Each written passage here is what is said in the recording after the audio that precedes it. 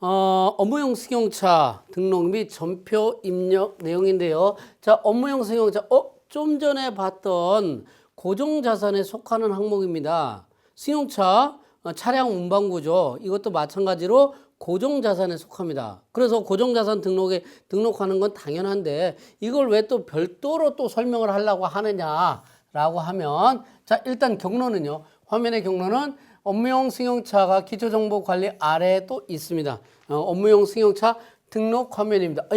고정자산 등록과 또 중복이 된다라는 얘기죠. 고정자산 등록은 등록대로 하고 업무용 승용차는 별도로 또 업무용 승용차로 등록을 하도록 하고 있습니다. 왜 자꾸 이런 얘기를 하느냐 하면은 사연이 있다는 얘기죠.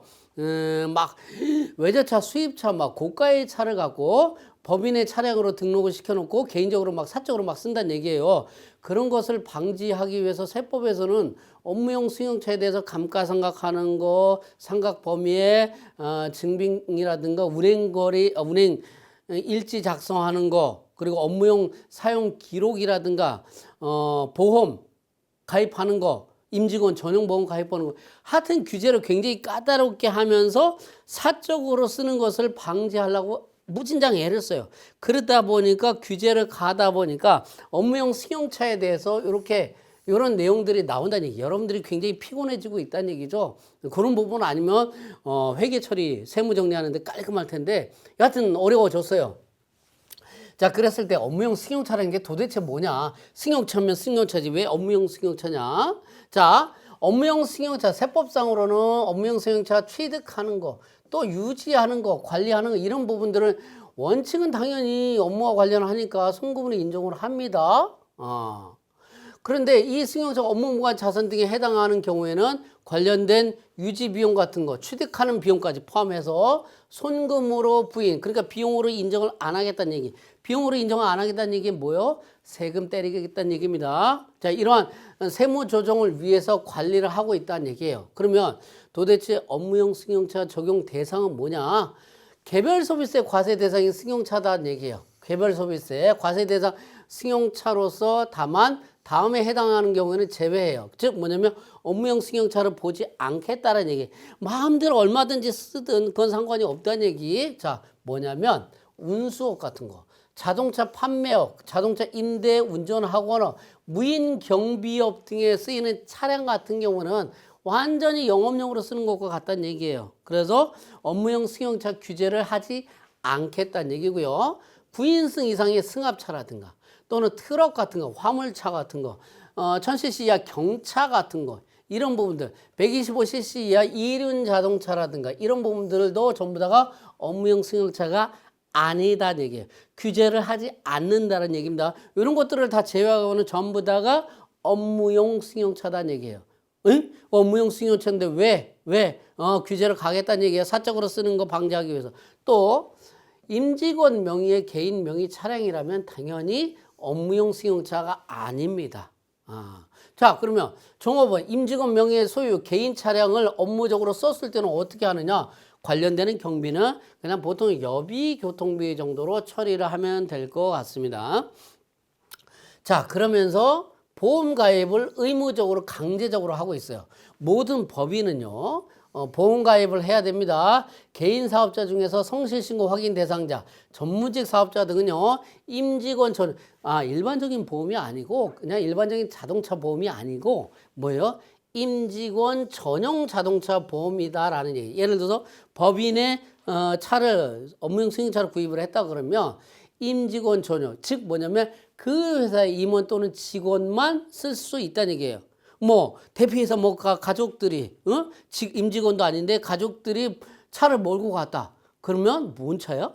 무보험차. 사고 나면 심각해진다는 얘기죠. 그러니까 임직원 전용 자동차 보험에 의무적으로 가입을 하라는 얘기예요. 다만 이제 개인 사업자의 경우는 사업자별로 또 한 대는 제외를 해줄 거예요. 자, 회계 처리 등록하고 이렇게 하기 위해서 준비할 서류는 뭐 등록증도 있고 렌트 및 리스 계약서, 보험증권, 운행기록부 같은 거 수령해서 자료를 입력을 하는데 이런 부분들은 다 자료를 수령해서 확인을 하지만 운행기록부를 쓰는 경우도 있고 안 쓰는 경우도 있고 뭐 그렇기는 합니다. 여하튼 자, 그랬을 때 업무용 승용차 관리는 어떻게 하느냐? 관리는 어떻게 하냐면 물론 개별적으로 그냥 그 차량 유지비 속에 업무용 차량 유지비 해가지고 이렇게 할 수도 있지만 그러면 너무 복잡해서 어느 분도 얘기를 했는데 좀 효율적으로 관리하기 위해서는 개정 과목 및 적요 등록에서 업무용 차량 유지비 개정 과목을 따로 만들어서 씁니다. 물론 차량 유지비 개정 과목이 있어요. 차량 유지비. 근데 이 차량 유지비 개정 과목이 뭐 업무용 차도 있고 일반 승합차도 있고 경차도 있고 뭐 여러 가지 트럭도 있고 막 그런 쓸 수가 있으니까 따로 별도로 업무용 승용차 관련 차량 유지비라는 개정 과목을 별도로 설정을 해서 그 개정 과목을 쓰면 조금 더 효율적으로 하지 않을까라는 부분이 있어서 그렇게 하는 방법이 있고요. 그리고 나서 업무용 승용차도 마찬가지로 뭐에 속해요? 고정자산에 속하다 보니까 감가상각이라는 걸 해줘야 돼요. 이 감가상각비도 업무용 승용차의 비용입니다. 그래서 업무용 승용차 등록을 하지만 그 등록에서 고정자산 등록에 등록된 업무용 승용차 연계 작업 해줘야 돼요. 그러니까 업무용 승용차는 업무용 승용차 등록 화면에도 등록을 해야 되지만 고정자산 등록 화면에 연계 작업을 해줘야 된다는 얘기입니다. 그리고 나서 전표 입력, 일반 전표, 메인 매출 전표 입력 화면에 들어가서 업무용 뭘로? 차량별로 관련 비용을 전부 다가 입력을 해 준다라는 겁니다. 자, 그랬을 때 개정 과목 및 적요 등록에서 제가 뭐라고 했어요? 업무용 승용차 비용 계정을 설정하자라고 얘기를 했잖아요. 업무용 승용차. 자, 그랬을 때 업무용 승용차라는 게 개정 과목이 기본 설정된 개정 과목에는 없어요. 그러다 보니까 사용자 설정 개정 과목을 클릭해 가지고 이것을 업무용 차량 유지비로 개정 과목을 수정을 합니다. 뭐 수정해서 쓰는 건 다 좋다 이거야. 예. 차량 유지비 개정 과목을 사용해서 관리할 수도 있지만 별도로 업무용 승용차 관련 비용을 별도로 등록해서 사용하는 것도 효율적일 수 있겠다라는 얘기예요. 자, 그러면 제가 뭐라고 했어요? 개정 과목 및 적요 등록에서 사용자 설정 개정 과목을 수정해서 할 경우에는 성격 그리고 관계 코드 그리고 경비 이런 부분들 업무용차 여부라든가 이런 부분들 표준 재무제표 이런 부분들 연계해주는 이런 부분들이 필요하다라고 얘기를 했죠. 자, 성격은 뭐예요? 이게 업무용 차량, 업무용 승용차 차량 유지비는 뭘로 할까요? 성격은 경비가 될 겁니다. 경비, 뭐 관계 코드는 따로 설정을 안 해도 될 것 같고요. 표준 재무제표에는 표준 재무제표에 차량 유지비로 이렇게 해서 설정을 해주면 될 것 같습니다. 그래서 표준 재무제표에 연계해 주는 거. 그리고 업무용차 여부 맞아요?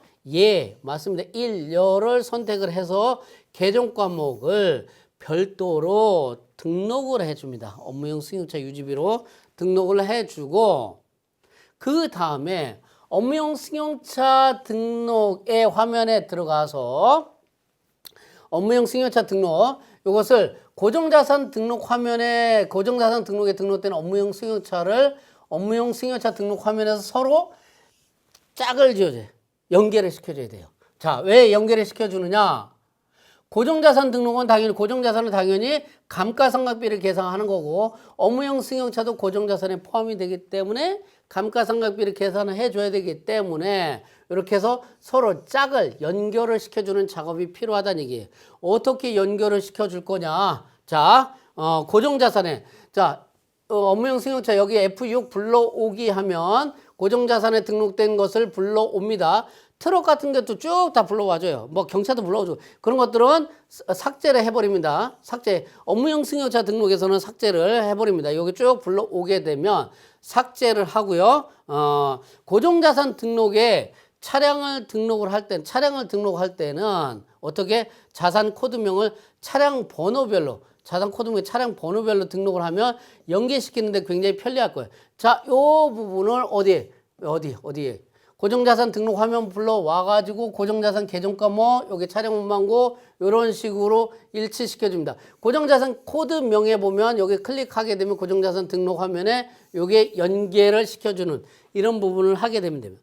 연계를 시켜주면 연결이 돼요. 자, 그래서 일단 자 고정자산 등록 화면에서 업무용 승용차를 먼저 등록을 하겠죠. 고정자산 등록 화면에서 순서 보세요. 대부분은 전표 입력 화면에서 고정자산 간편 등록을 해서 등록을 한다고 했어요. 그리고 나서 두 번째로 업무용 승용차 등록 화면에 가서 고정자산 계정과목 고정자산 코드명란에 여기 계정과목 코드명란에 뭐요? 등록된 고정자산에 등록된 업무용 승용차 1년 번호를 입력해 가지고 연결을 해줍니다. 이번에 고정자산 여기 코드명에다 클릭해 가지고 등록 화면에 등록된 차량을 선택을 하는 것. 그런데 리스라든가 렌트 차량은 법인 소유 차량이 아니에요. 그렇죠? 그래서 고정자산 등록 대상이 아니다라는 거 하나 하고, 업무용 승용차를 처음 등록할 때는 승용차 차량별로 등록을 하는 겁니다. 그리고 계속 사용하는 경우다. 그러면 F6 불러오기에서 직전 연도 거 불러와서 쓸 수 있고요. 전기 누적거리, 거리. 그래서 업무용 사용 비율만큼 거리를 따지는데 그 거리를 따질 때 CF6 전기 누적거리를 불러오기 위해서 클릭해서 주행거리도 반영을 할 수가 있습니다. 자, 그렇게 해서 등록을 하고요. 일반 전비 입력으로 들어가게 되면 업무용 승용차 관련 비용 전표를 입력을 하는데, 물론 경비는 일반 전표 또는 메인 매출 전표에서도 경비가 발생을 할 수 있을 거예요. 그러면 여기에 업무용 차량 유지비 계정 과목을 선택을 합니다. 요거 클릭해가지고 F2 검색해서 업무용 차량 유지비 검색하고 선택하고 거래처 등록하고 저기요 뭐 주유대 뭐 써도 되고 안 써도 되고 차변에 딱 입력을 하는 순간에 금액을 입력하는 순간에 뭐예요? 업무용 차량 정보 팝업창이 활성화됩니다.